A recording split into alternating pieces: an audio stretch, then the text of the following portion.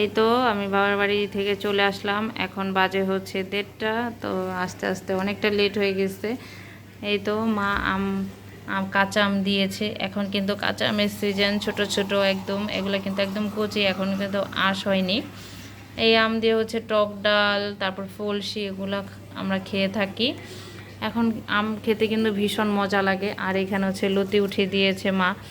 তো গ্রামে যাব, শাকসবজি নিয়ে আসবো না সেটা তো হয় না, যখনই যাই তখনই হচ্ছে শাকসবজি। আর গ্রামের শাকসবজি তো একদমই টাটকা। তো এগুলো হচ্ছে রান্না করলে এত মজা লাগে, টেস্ট মানে দ্বিগুণ। আমরা তো শহরে খাই হচ্ছে একদম ফরমালিন, এগুলো কিন্তু ফরমালিন ছাড়া কোনো কিছু, মেডিসিন ছাড়া। আর এই তো ডাটাগুলি দেখেন, এই ডাটাটা এত মজা খেতে, ভীষণ মজা। আর এদিকে হচ্ছে এঁচোড় বলেন, কেউ কেউ বলেন কাঁচা কাঁঠাল, এঁচোড়ের তরকারি, কেউ বলে কাঁঠালের তরকারি। তো কাঁঠালও নিয়ে আসছি।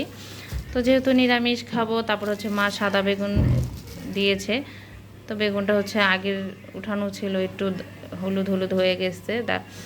তো এই সাদা বেগুন ভাজা কিন্তু ভীষণ মজা। আর এই তো সকালবেলা কিন্তু মা এই যে নিয়ে আসছিল কুমড়ো ডোগা। তো কুমড়ো ডোগা হচ্ছে মা রান্না করেছে, একদম দেখতেই পাচ্ছেন সবুজ টাটকা। আর মা যে রান্না করেছে ডাল দিয়ে নিরামিষ কুমড়োর ডোগা, এত মজা হয়েছে, টেস্ট যে কী বলবো, একদম গলে গেছে মোমের মতন।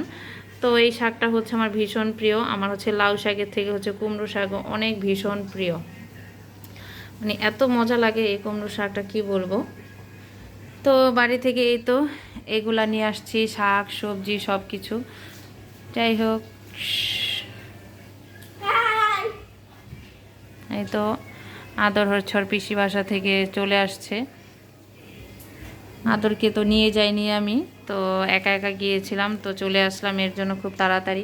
আর এই কাঁঠালের তরকারিটা কিন্তু ভীষণ মজা, এই সিজনে আম কাঁঠাল মানে একদম ভরপুর থাকে। আর আপনাদের সাথে শেয়ার করতে পারিনি কাঁঠাল কাটার, তারপর হচ্ছে আম পাড়ার। নেক্সটে অবশ্যই শেয়ার করব। আবার তো যাব যখন পুজোর দিন, বড় পুজোর দিন।